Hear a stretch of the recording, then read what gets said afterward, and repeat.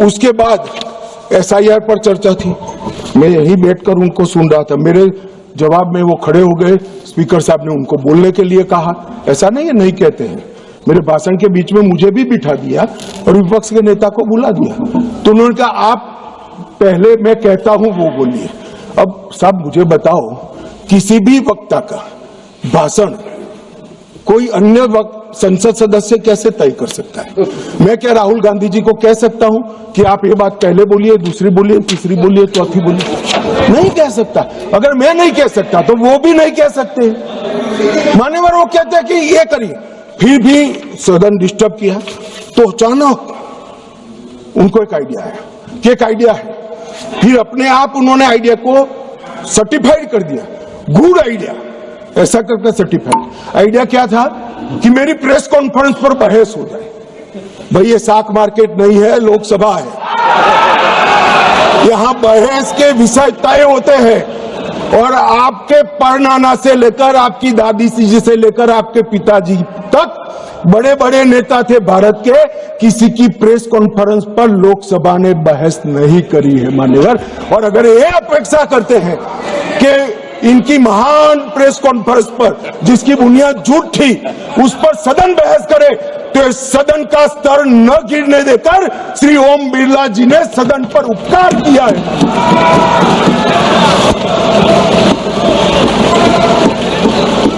और मान्यवर मैं सिर्फ ये सदन की बात नहीं करता, 70वीं लोकसभा में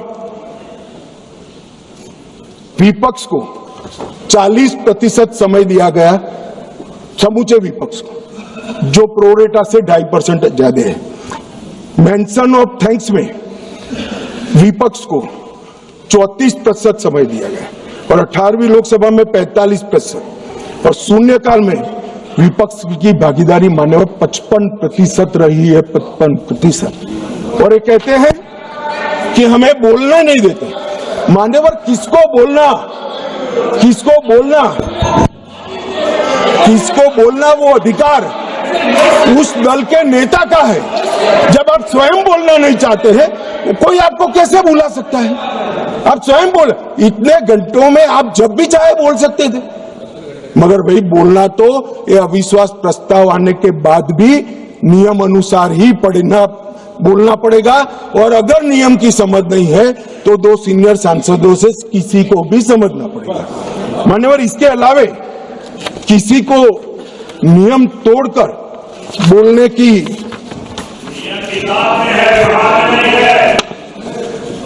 ये व्यवहार पर भी आता हूं, थोड़ी देर ठहर जाइए। मान्यवर ये विपक्ष के नेता श्रीमान राहुल गांधी अपने अधिकारों की बात करते हैं, वो तो आरोप है, मगर फिर भी जो स्वयं उनके हाथ में है इसका परफॉर्मेंस मैं कहना चाहता हूं। मान्यवर 17वीं लोकसभा में उनकी उपस्थिति 51% रही, 51%। मान्यवर राष्ट्रीय औसत 67% है। 16वीं लोकसभा में उनकी उपस्थिति 52% रही, जबकि राष्ट्रीय औसत 80% है। और 15वीं लोकसभा में उनकी उपस्थिति 43% रही, जबकि राष्ट्रीय औसत 76% है। मान्यवर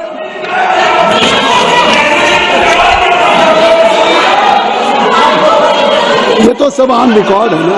मान्यवर ये मुझे बोलने नहीं देते। देखो साहब, ये मुझे बोलने नहीं देते जब तक ये नहीं करेंगे आप नहीं। देखिए केसी वेणुगोपाल जी, गृह मंत्री जी जो कह रहे हैं अटेंडेंस पे, वो सब मेंबर्स का रिकॉर्ड पे है। वो अगर उसमें कोई गलत हो, अगर कोई गलत बात कही हो कि नहीं इनका अटेंडेंस ज्यादा है, एवरेज से ज्यादा है, तो वो बात आप खड़ा करिए, उस बात पे आप कहिए क्या कहना चाहते हैं।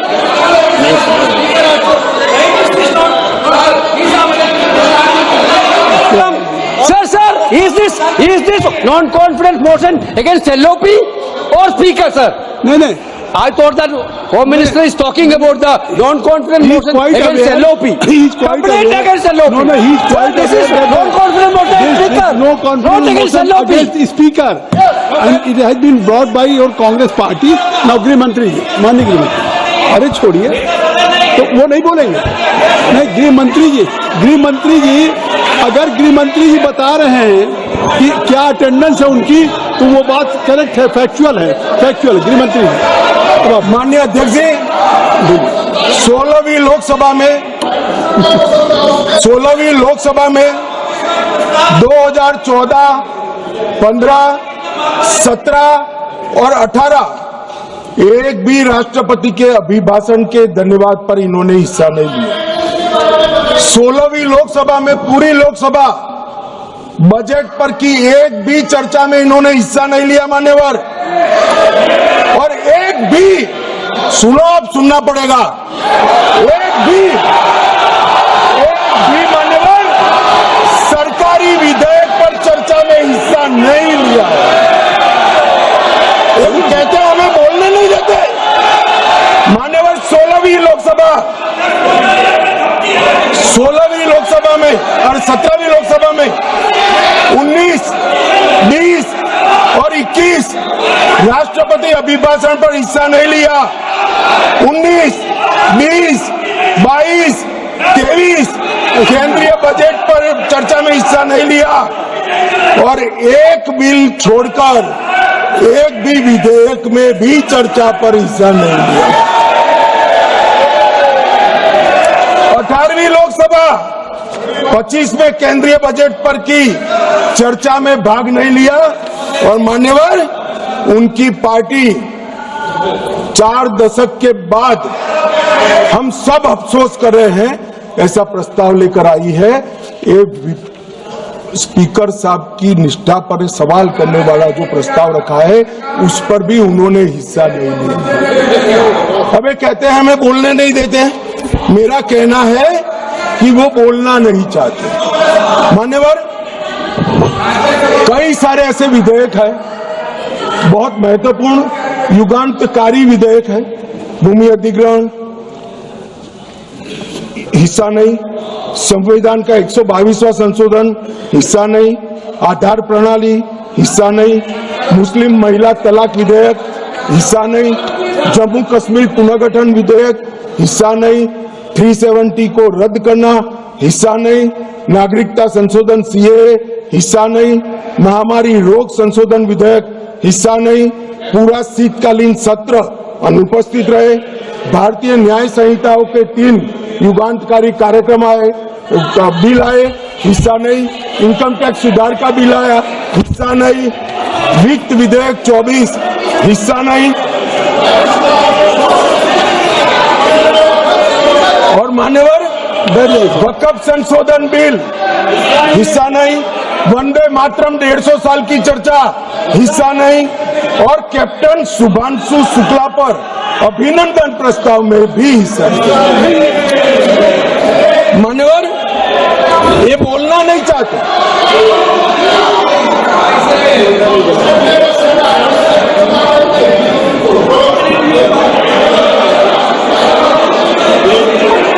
आप बैठ जाए। दादा, ममता दीदी टिकट काटते कि बैठ जाओ। बैठ जाओ, सब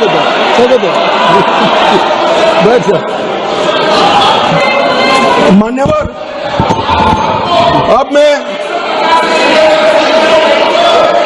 आप बैठिए। कल्याण देता हूँ जवाब, बैठो। कल्याण बनर्जी हाँ, जी बाकी है। आप कल्याण बनर्जी बैठ जाइए सब। नहीं अभी इतना आप बाकी है, बैठो ना, आ जाओ। Nothing will go on record, केवल गृह मंत्री जी का जवाब। मान्यवर,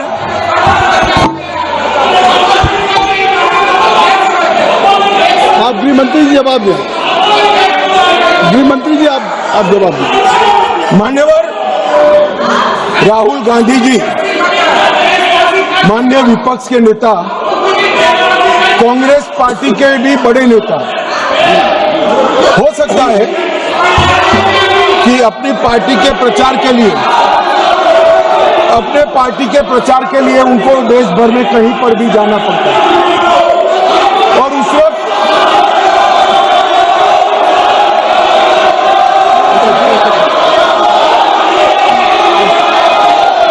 कृपया आप लोग बैठ जाएं, कृपया आप लोग बैठ जाएं, कृपया आप लोग बैठ जाएं।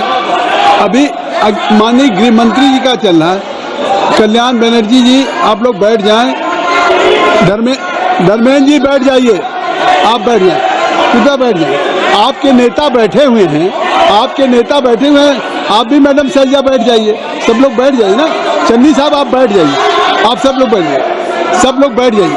महुआ मोहित्रा जी बैठिए, बैठिए, कल्याण बैठिए, नहीं नहीं नहीं, आप बैठ जाइए, बैठ जाइए, बैठ जाइए, बैठ नहीं, कुछ भी रिकॉर्ड में नहीं जा रहा है, कुछ भी रिकॉर्ड में नहीं जा रहा। माननीय गृह मंत्री जी, गृह मंत्री जी, माननीय गृह मंत्री, आप लोग बैठ जाएं, कृपया बैठ जाएं, आप लोग बैठ जाइए। अमर जी बैठ जाइए, जयप्रकाश जी बैठ जाइए, कृपया आप सब लोग बैठ जाइए। ज्योति बैठो, Jyoti kindly take your seat. I will request to everybody should take his seat. गृह मंत्री जी, कल्याण जी आपकी, कल्याण जी आप बैठ जाइए, कल्याण जी बैठिए। तो गृह मंत्री मान्यवर विपक्ष के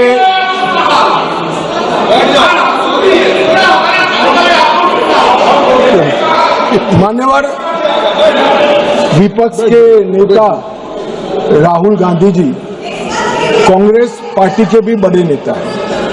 कई बार सार्वजनिक जीवन में ऑब्जर्व किया जाता है, लोकसभा चलती हो और पार्टी के बड़े कार्यक्रम लगते हैं, चुनाव लगता है और वरिष्ठ नेताओं को, जनता को अपनी पार्टी के विचार बताने के लिए, अपने प्रचार के लिए जाना पड़ता है। बहुत स्वाभाविक घटना है, सिर्फ राहुल जी के साथ नहीं हुआ, अनेक नेताओं के पास। मगर इसमें रसप्रद ये है कि यहां नहीं थे तो कहां थे? मान्यवर शीतकालीन सत्र 2025 वो जर्मनी की यात्रा पर थे।